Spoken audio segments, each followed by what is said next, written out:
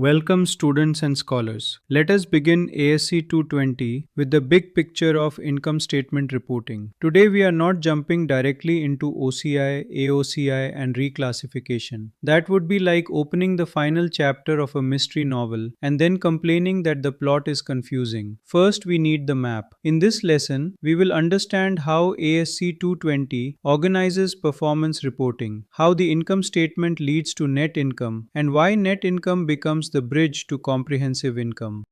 By the end of this video, you should understand three connected ideas. First, what ASC 220 covers. Second, how the income statement works as a US GAAP performance statement. Third, how net income connects to comprehensive income. Keep this learning path in your mind. Standard, statement, connection. Once this foundation is strong, the later topics, OCI, AOCI, and reclassification, will feel much more logical and far less intimidating.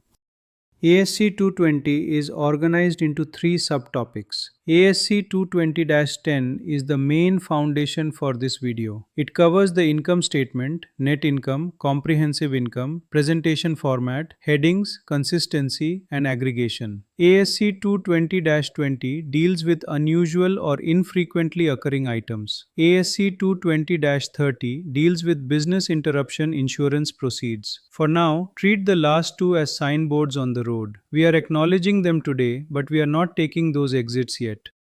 The first major distinction is between net income and comprehensive income. Net income is the traditional income statement result. It captures revenues, expenses, gains, and losses that flow through earnings for the reporting period. Comprehensive income is broader because it includes net income plus other comprehensive income or OCI. A simple memory line is this: net income tells the earnings story, comprehensive income tells the wider equity change story. Net income is not separate from comprehensive income. It is one important component inside it.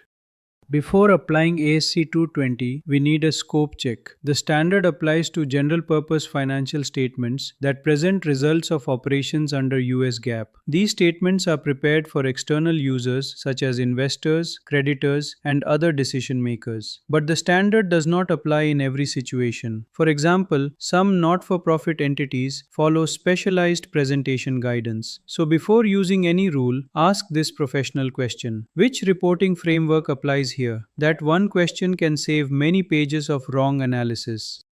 Now let us understand the time orientation. The balance sheet is a snapshot. It tells us where the entity stands at one specific date. The income statement is a motion picture. It tells us what happened during a reporting period. This is why the income statement must clearly identify the period covered, such as for the year ended December 31. The balance sheet says, where are we today? The income statement says, what happened during the journey? Accounting statements are not trying to be dramatic, but they do have different camera angles.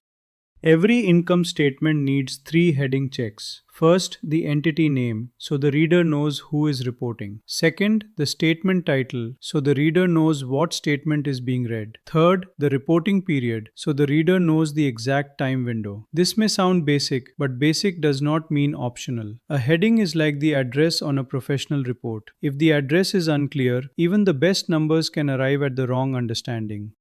Consistency is another key discipline. The form, terminology, captions, and pattern of presentation should generally remain consistent from one period to the next. Why? Because users compare periods. If one year says net product revenue and the next year uses a completely different caption without explanation, users may think the business changed when only the label changed. Consistency protects comparability. In audit and review work, unexplained changes in format or captions are not tiny cosmetic matters. They are the kind of things that make reviewers quietly reach for a highlighter.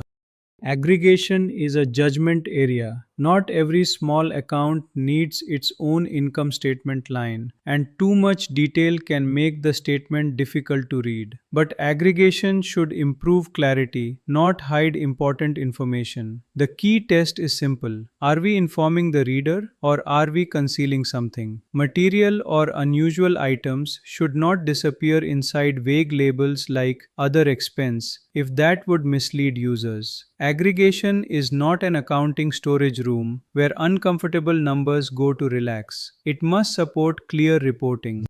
The main income statement bucket is income from continuing operations. This is where the entity reports its ongoing revenues, expenses, gains, and losses unless another standard requires separate presentation. Revenues and expenses usually arise from core operations. Gains and losses may come from peripheral or incidental activities such as asset disposals or write-downs. The key idea is that continuing operations is the primary performance section. If something is presented separately, there must be a specific accounting reason for doing so.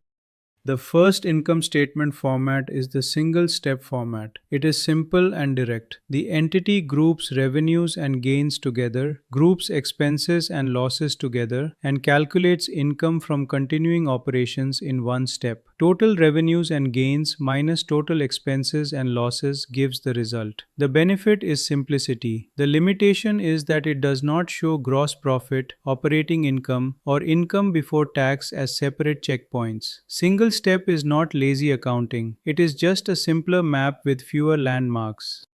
The second format is the multiple step format. This format builds performance through useful subtotals. Net revenues minus cost of goods sold gives gross profit. Gross profit minus operating expenses gives operating income. Then non-operating items lead toward income before tax. These checkpoints help users analyze the business more carefully. Gross profit shows product or service profitability. Operating income shows core business performance. Income before tax shows performance before tax effects. That is why the multiple step format is often more useful for larger and public companies. After the format does its work, the income statement reaches net income. Net income is the recognized profit or loss for the reporting period under US GAAP. It includes the items that flow through the income statement, such as revenues, expenses, gains, losses, tax expense, and other required components. But remember carefully, under ASC 220, net income is not the final word on total entity performance. It is the landing point of the income statement and the starting point for comprehensive income. Let us close with the three-part memory structure. Format first. Headings, consistency, aggregation, and income statement format. Net income next. The recognized bottom line result for the period. OCI comes after. That is where comprehensive income expands beyond net income. In the next video, we will move into OCI, AOCI, tax effects, and reclassification adjustments. If this lesson helped you, please like the video, share it with your colleagues, subscribe to Commerce Regiment, and support the channel so we can keep building serious accounting education together.